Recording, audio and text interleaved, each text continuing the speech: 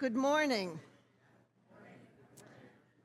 Good morning and welcome to the Unitarian Universalist Congregation of York. My name is Molly March, and I am your worship associate for this morning's service. Our minister, Reverend Christin Green, is joining us a little differently than usual today via recording or via Zoom from Puerto Rico, where they were not, unless they were able to fly out from there. She and Dana enjoyed a brief holiday until their flight was canceled yesterday morning. They are safe, but missing being with you in person on this first Sunday of 2026. For those who are wondering, their dog, now our dog, Rainbow, is also safe with their grandparents in Maryland. Following our time for all ages in today's service, our children and youth will be invited to gather downstairs for religious education classes.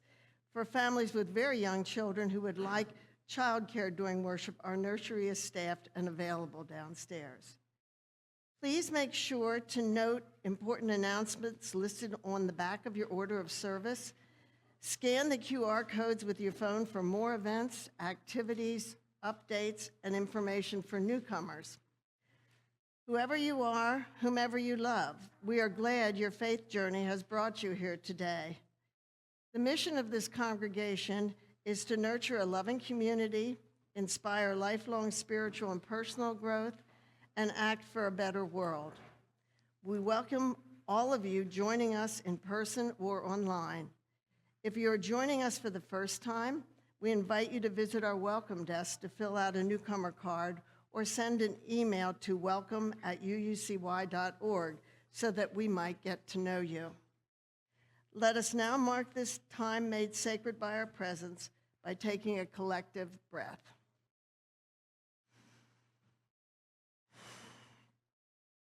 Again, welcome to UUCY.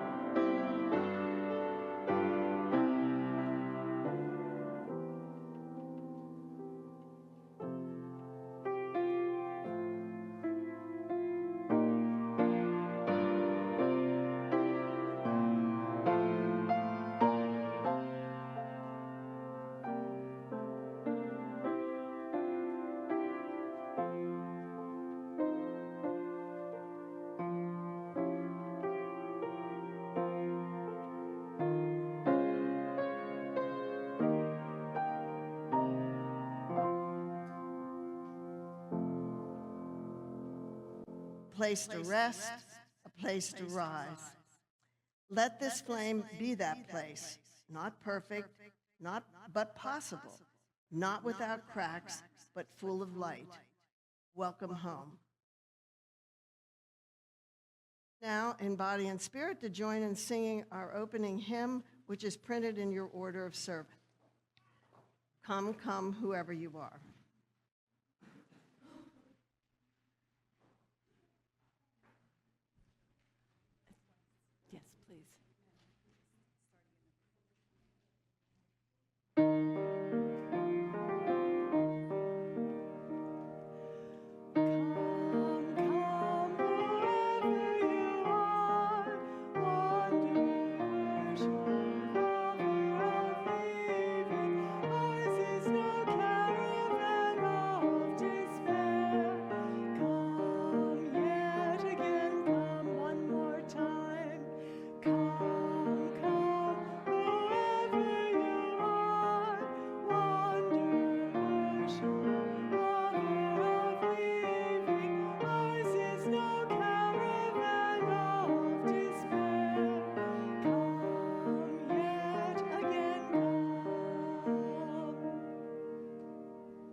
Here we are. Can you hear me now? You can hear me. Oh, blessings, blessings, blessings. Hi. Hi, dear ones. Buenos dias, mis amigos, y feliz año nuevo. Good morning, friends, and happy new year. Our spiritual theme for the month of January is practicing resistance, and our theme for today is about practicing resistance against perfectionism. Please don't laugh too hard, or cry, or panic. Just stay with me. While I had hoped to be with you in person this morning, perfectly safe and perfectly well rested, I am instead joining you virtually from Puerto Rico due to an unexpected flight cancellation yesterday morning on our way home from a brief getaway. We are still safe and still rested enough. Some of you may have seen the news reporting U.S. military airstrikes on the Venezuelan capital, Caracas, yesterday. Shortly thereafter, the FAA halted all air traffic on U.S. flights to and from Puerto Rico and the Caribbean for at least 24 hours, and it seems to be extending. The Unitarian Universalist Association issued a statement condemning these acts of violence ordered by our current administration. In their words, the people of Venezuela have the right, as all people do, to safety and self-determination. We urge our elected leaders and the courts to exercise definitive moral leadership to swiftly curtail these abuses of power and prevent this administration from causing further loss of life and violations of international law. As Dana and I bear witness firsthand to the chaos and disorder of these actions are causing the people of Puerto Rico, we ask you to hold these people and the people in the Caribbean and the people in Venezuela and all over the world who might seem distant from you. Hold them as close to your hearts as you do your own minister and first lady. None of us need to know perfectly what comes next or what we must do. And we must choose to practice resistance to perfect responses or perfect care or perfect collaboration in favor of the faithful choice not to give up hope.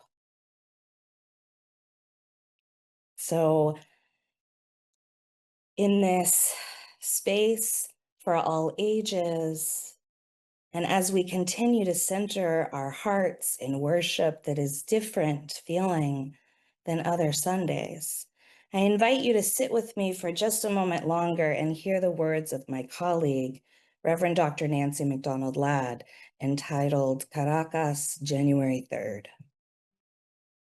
There's something simple that power forgets, and clouds of smoke and the roar of motor blades cannot conceal. There are people there.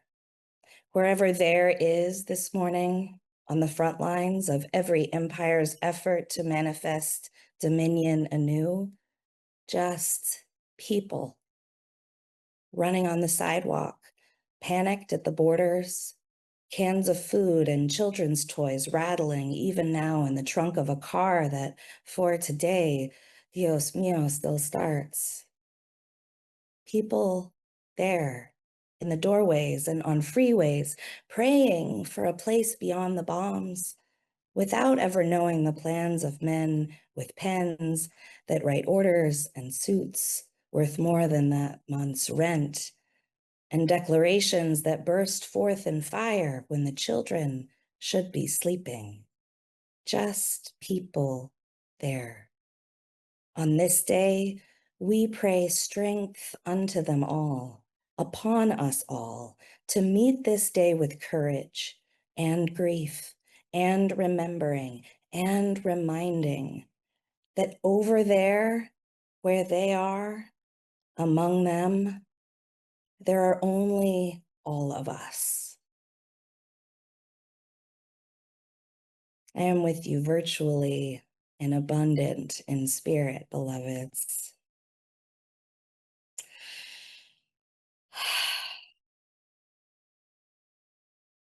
Now, I did also want to talk about perfection and our attraction to that, because that is really so much part of this feeling that we're having inside. I wonder, let's take it down a notch, tension-wise. Have you ever tried to choose a bouquet of flowers for someone special? Maybe you've looked closely at the flower petals and the leaves for broken and wilted pieces. Maybe you've searched for the brightest version of your loved one's favorite color or the best mix of their favorite blooms. And maybe you've walked away from a display of bouquets thinking, this is not the beauty I was hoping for. I wonder if any of you have ever tried to learn a new language. It can be hard to remember new words, new ways of pronouncing things, new ways of communicating.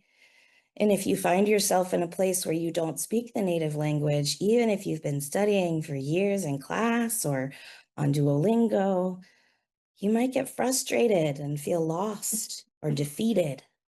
You might walk away thinking, this was not the experience I was hoping for. Here's a winter-themed example, because I see from one of these backgrounds that it is still very much winter there. I wonder if any of you all gathered have tried to snowboard or ski before. I can tell you that my parents were less than thrilled when I called them as a young teenager from the indoor lounge of a ski lodge on a youth group trip to report that I was having a wonderful time drinking hot chocolate and sharing stories with another classmate all day rather than wasting my time and energy falling down on the bunny slopes. Now, young Christin wasn't a quitter. She just valued quality time and didn't care much for getting hurt. And now I see that I also walked away from a learning place thinking that wasn't the instant win that I was hoping for. Do we ever stop to think about how the act of giving any beauty at all could really make someone's day? Or how trying something new is brave and exciting and can expand our hearts even when it's uncomfortable?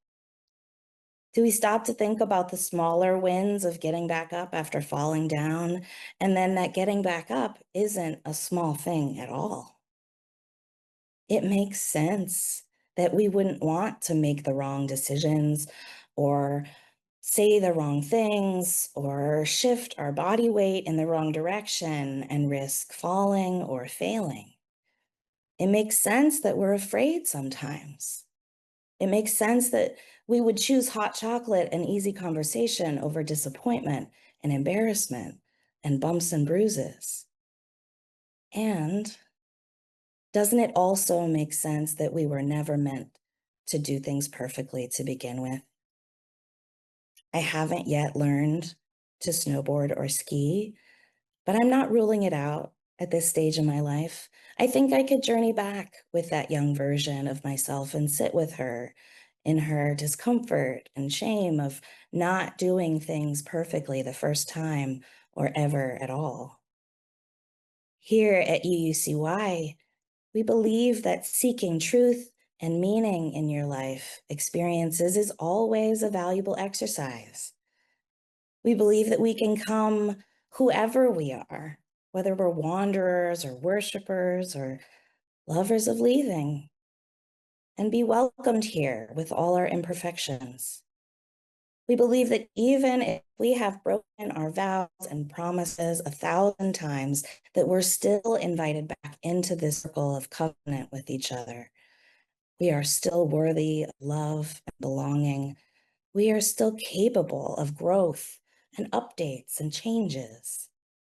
We are still whole, holy, and loved, perfectly imperfect. Now, for practice purposes, I think we should rise together in body or in spirit and lift our voices, whether they're shaky or hesitant or even off key, and sing with our children and youth as they prepare to gather downstairs for RE classes. This tune, May Our Minds Be Open to New Learning. The lyrics are printed in your order of service.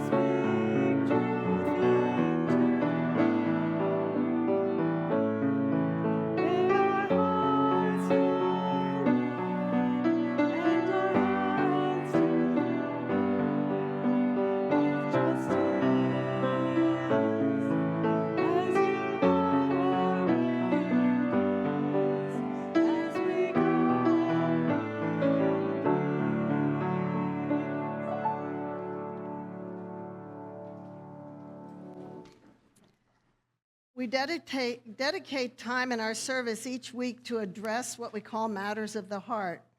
We gather our spirits, center our hearts, minds, and bodies in a moment of meditation together. To ground us in this sacred time, I offer words of prayer written by Alix Klingenberg. Spirit of life, earth and sea and sky, place a deep longing in my heart. Find your way from silence to voice. Give me strength and courage to speak truth through my life, for I am a creature of the universe, small but infinite, a momentary body in the sea of life and also the sea itself. I am a gathered bit of energy and one who gathers a creation and a creator. Let me not hold too tightly to one form and lose the other, for we are not form but process, ever changing, ever renewing. Help us that we are neither the beginning nor the end, but simply perfectly natural and imperfectly divine. We light a candle of appreciation for the many hands and hearts who offered their gifts of service. As we learn their names and faces, may we extend our own gratitude to Chris for faithfully coordinating so many volunteers each week, Carol and Steve for greeting us at the door, Carol for providing beautiful flowers, Ben and Steve for serving as ushers, Joan and Susan for counting our collection, Carla and Tess for brewing coffee, and Robert and Charlie for keeping us online all over the world. May all those labors remain unnamed, feel held by our expansive gratitude, and forgive us for our omissions. May we increase our awareness of all the visible ways we share in this sacred work. We will light one final candle this morning for all that remains unspoken within our heart. It may feel too large or too small to share.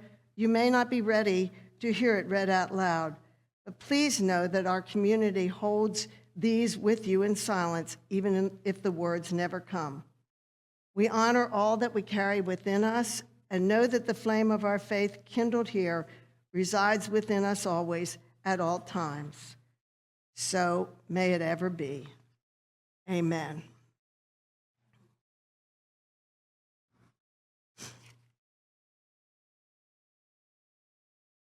For those doing the work of resistance, hopeful and exhausted, by Reverend Michelle Collins.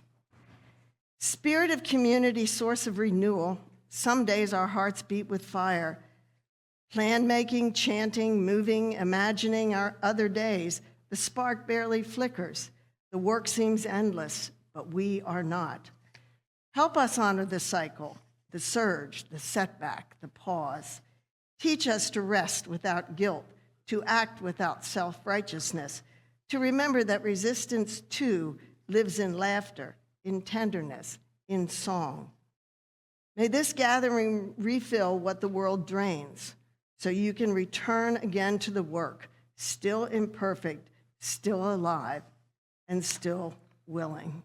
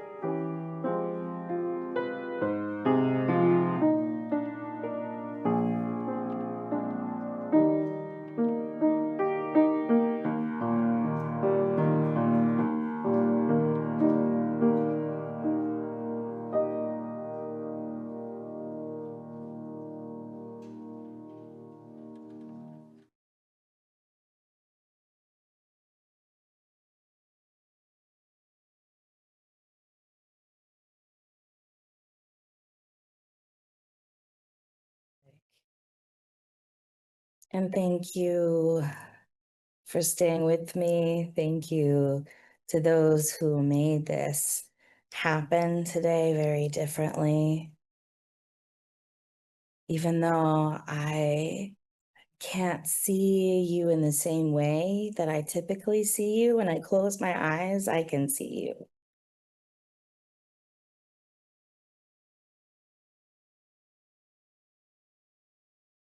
So thank you.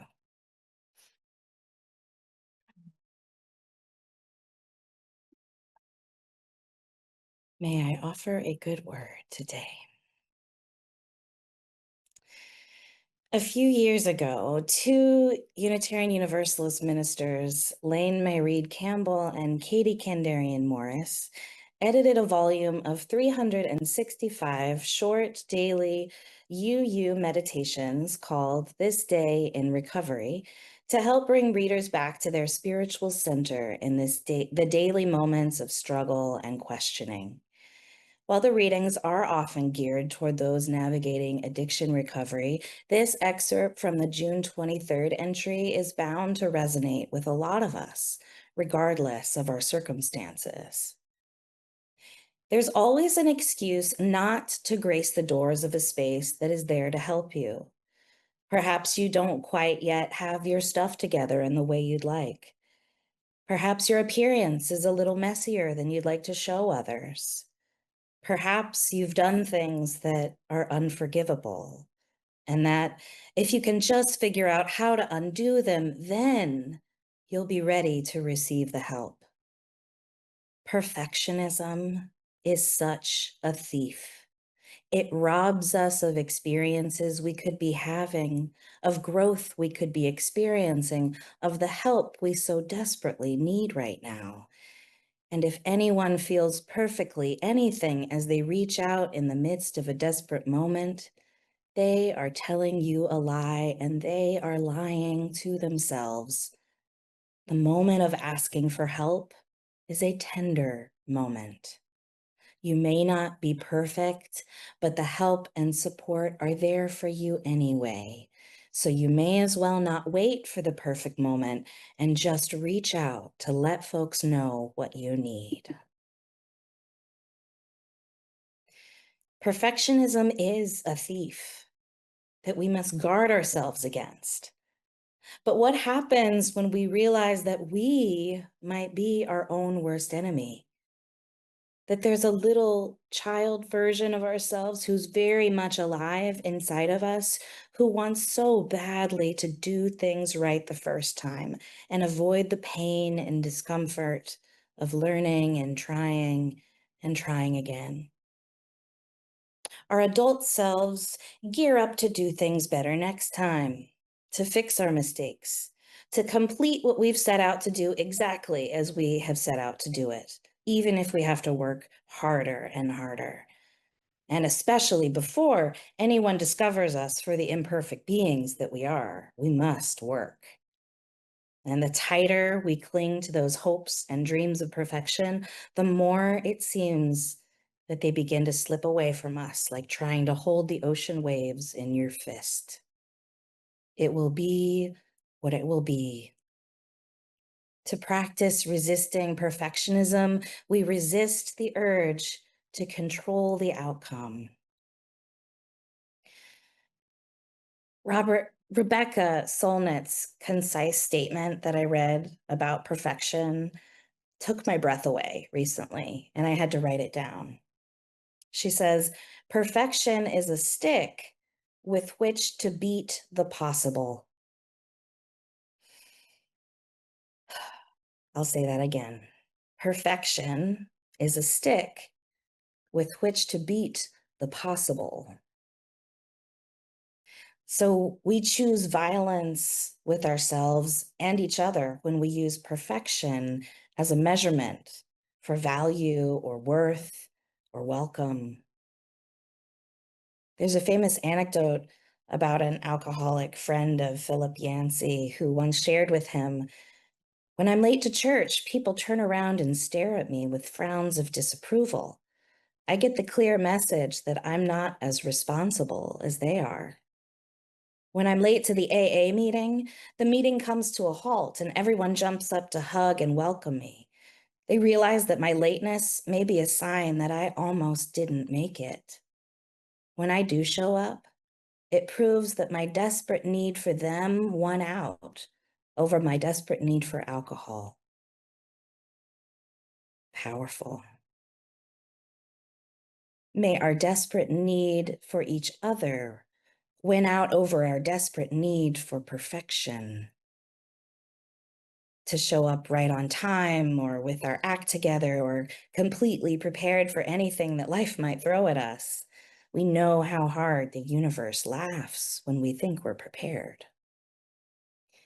We are reminded each week in our offertory words that our presence is the gift to our community of spiritual souls, not our perfect contributions or our perfect words or even perfect behaviors.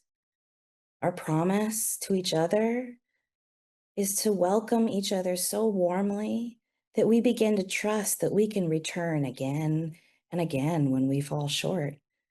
We are still worthy of love and belonging and capable of growth. My colleague, Reverend Linda Susan Ulrich, calls themselves a recovering perfectionist. And people laugh when they say that, not realizing how serious they are. Reverend Linda Susan says, perfectionism has robbed me of joy and kept me from being present in my life. Have you been there? In that absent space where the possible has been decimated by your expectations? Linda Susan writes about a chamber ensemble concert in high school when they played a challenging piece of Bach beautifully. Yet afterwards, they were in tears, distraught, because they hadn't reached the soul-soaring heights of a previous concert. When they look back on that moment now, their heart aches for their teenage self. They've worked hard over the years to let good enough be good enough. And sometimes they recall that the universe forces the issue a little bit.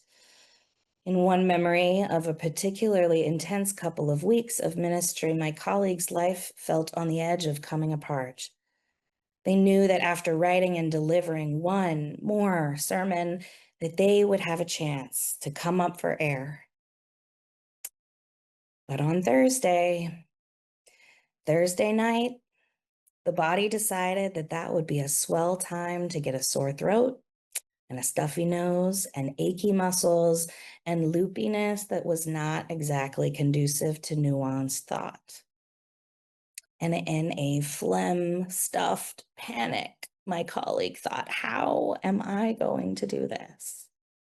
Friday is when I write, but I can't keep my head up.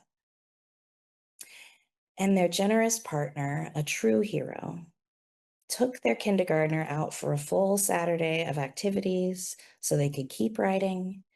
And meanwhile, our other colleagues reminded Linda Susan to take their human limitations seriously.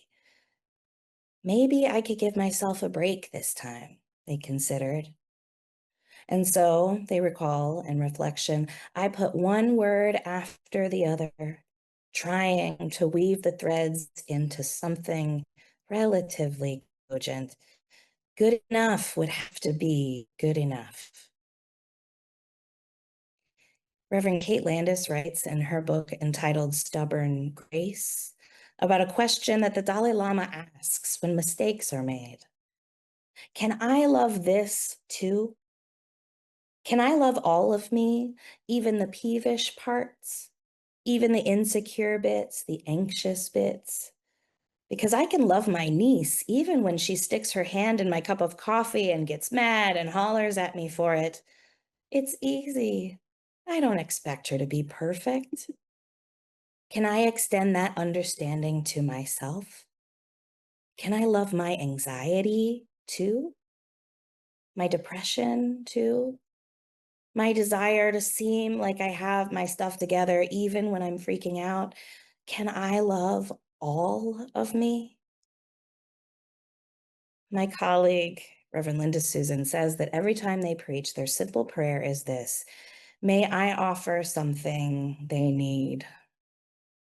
And afterwards, when people in the receiving line say something like, that was exactly what I needed to hear today, they know that their prayer has been answered. They knew that they'd been faithful in bringing the best they could, and that was indeed enough. I really, really wanted to be there with you in person today, friends. My inner child, who has very high hopes for things to go just right, started pouting and fussing when we realized our flight was canceled yesterday. And then my inner critic started in on how I should have known that this might happen and how that's what you get when you step away for some leisure time. Ouch. That's not what Reverend Christin preaches. So I took a breath as my inner protectors began to spiral into the limitless possibilities of disaster. I took a breath and I pulled up some of the good words that I had been meditating on recently on practicing resistance and resisting perfectionism.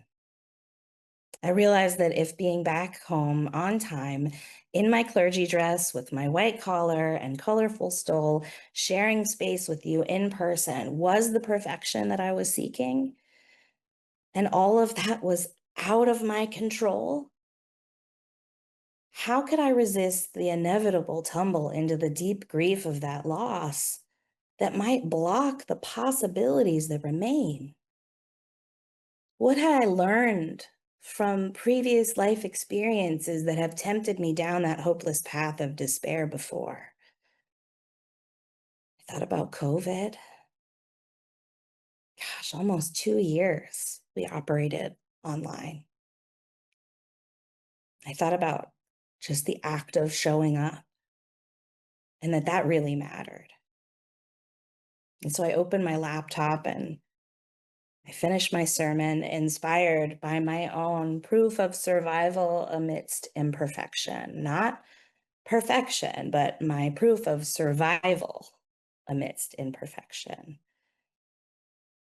And I reached out to Robert and Doug and Molly and Denise and Lisa and Leslie and Lisa, and I shared my faithful response to an unexpected and certainly imperfect turn of events with imperfect and unpredictable outcomes.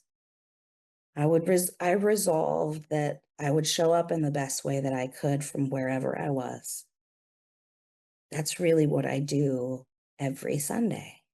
Show up in the best way that I can from wherever I am. Reverend Linda Susan reminds us that our task as humans is not perfection, but faithfulness. I extended grace to myself and trust in my partners in this shared ministry of worship to pull this whole thing off, not perfectly, but faithfully. Our task is faithfulness to our Unitarian Universalist faith and shared values. Faithfulness to progress, not perfection. Faithfulness to ourselves exactly as we are, learning and growing. Faithfulness to gentleness and love. For we are truly blessed in that we are also surrounded by faithful loved ones who will look kindly upon us, who promise to share the load, who vow to remind us that we are whole, holy, and loved exactly as we are, and that we have everything we need. Blessed be. May it be so imperfectly. And amen. Would you please rise in body or in spirit and join together in singing this hymn of affirmation, number 1053, How Could Anyone Ever Tell You?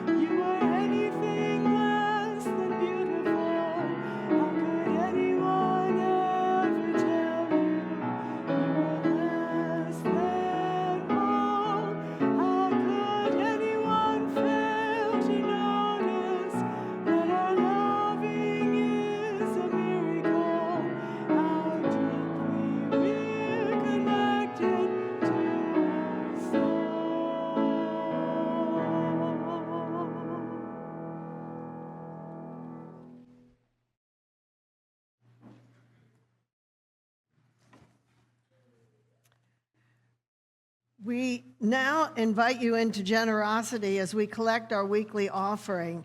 Each week, we commit to share our offering with a community organization that upholds our values. Our Share the Plate partner for January is Friends and Neighbors. Their executive director, Crystal Perry, is here to share a few words with us.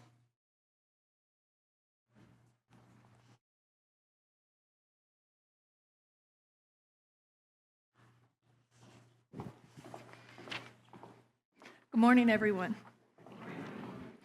Thank you all for having me. First off, I truly appreciate it.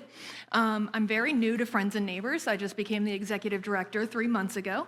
I started with them, though, with this journey about 3 years ago, when they approached me at the team I was at before and said they were noticing some sexual assaults and domestic violence. They were getting reports from their clients, and they didn't know what to say to them, and they asked if we would come and train them.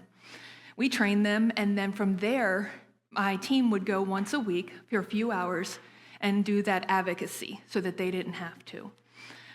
When the position opened, I knew that this position was for me. The population that I've worked with for over 20 years intersects with this population, but so does also substance abuse. So does many different things, mental health, all these different things cross within this community, making them very high risk.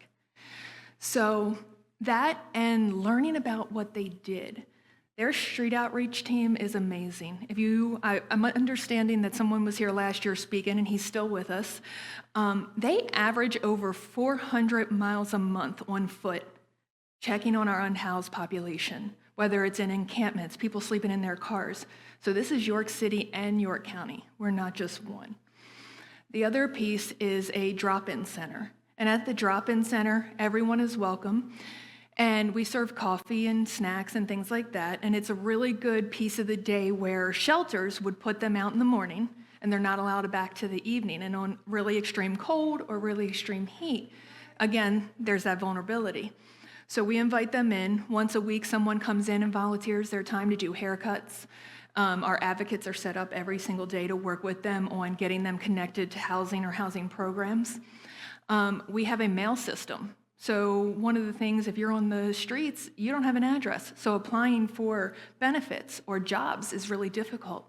So we have a mail room where most of our volunteers run. Our supervisor goes every day from our PO box, picks it up, brings it, sorts it, and hands it out so that way they have that access. That's one less hurdle someone would have to face. We have a small child's area and places where they can sleep. Again, if they're on the street, sleeping at night sometimes isn't an option. A lot of people stay up all night and then try to catch some hours during the day. We have access to laptops, so if they do need to apply for jobs. Some other things. So, like I said, my start there is new, but they've been doing this work for a long time. Some of the things I'd like to see in the future that we're implementing is a small food pantry. This won't be like any other food pantry. This is different in the sense that it's specifically for our people. And the reason is it's going to be non-perishable items, canned meats that you can like open without a can opener, things like that. Because a lot of churches, they alternate breakfasts for the weekends. So there might be 1 or 2 per weekend, but the rest of the meals, they're going hungry. So on Friday, when they come in and they meet with our advocates, we can put them together a bag that would get them through the weekend until meals open up again during the week. We just received a small grant to extend our children's area. From what I'm being told throughout the summer, the amount of children coming in is going to increase. So we're looking to make that a little bigger. I definitely think this is the space I'm supposed to be in the last 3 months. I can't tell you how many times an advocate of mine or from another agency said, hey, someone just reported this or that. Just Friday, I had someone from another agency say, they just told me they were sexually assaulted. We don't know what to do. Can you come talk to them? Okay, so so it's a great program. They're doing a lot of amazing things, but a lot of people don't know they're there. So again, thank you for having me here, but I would like to invite you guys, if you're ever downtown and you have a couple free minutes and you'd like to come by and tour the facility, it's 14,000 square feet. They're doing amazing things. Come in. me or one of my team will walk you around, show you what we're doing, show you the space, and then if you ever want to volunteer or, whatever, we hope that more community will get involved with this mission, because every day we're seeing more and more people. We were averaging 20 to 30 new faces every month, but in December, the first week, we saw 19. My last count, I know we had 9 extra the second, 9 extra the third. I haven't gotten the final report yet for December. And we expect with the holidays even more, because a lot of times people in housing had to make choices over the holidays. And they might choose to, feed their children, pay the heat, and then come the beginning of the year, they're going to lose because they couldn't pay the rent. So that's a little bit about what we do and who we are. And again, if you're ever around, stop by and let us show you more. 140 North Duke Street. So if you know where the welfare office is, we're on the basement. So we're the entire basement. If you pull into the parking lot, we're the last glass door on the left. Any other questions? Thank you, guys.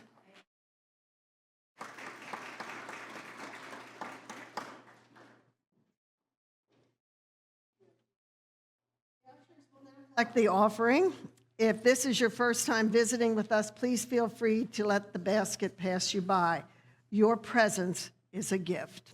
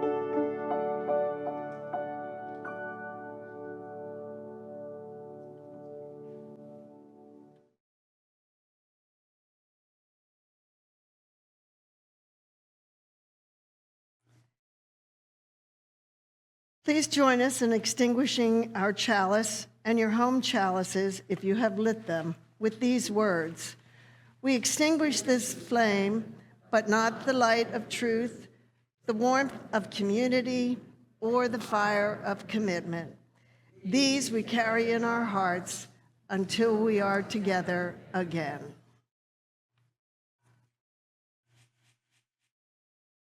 These words by Reverend Carrie Kopnick help us mark time as our worship service comes to a close and the work of living our faith and values begins. The things to do have been done, well, for the most part. The people we need are in place, almost. We are ready, or as ready as we will be. Bless this most perfect, imperfect beginning. May we find the right people to do the right things as we go. May we discover that what we needed was right here all along. And may we remember to stop and marvel at the magic of each moment as it floats by. Blessed be, and amen. Would you please rise in body or in spirit one final time this morning to join in singing our sending song, one of my favorites, hymn 108, My Life Flows On in Endless Song, also known as How Can I Keep from Singing?